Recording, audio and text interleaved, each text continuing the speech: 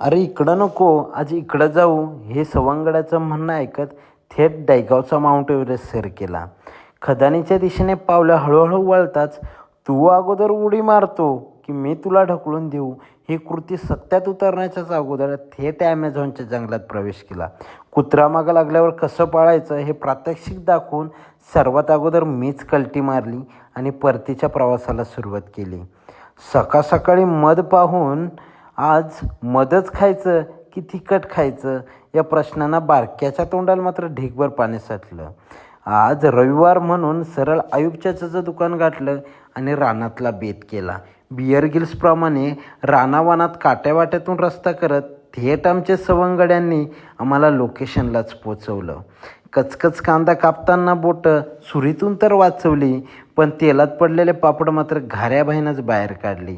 ढवळता ढवळता 4-5 piece तरी खाईल म्हणून या संघटनेचा थेट अध्यक्ष मीच बनलो. तू एकटा कसा खाशील, मीच पळून नेईल हा प्लॅन करून कुणालभाईने मात्र संधी साधली.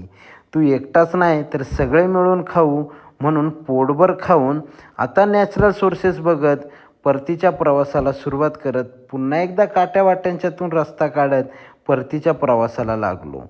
दिवसभर रानावनात फिरणारा ब्लॉगर आज दमून सनसेट बघत इथेच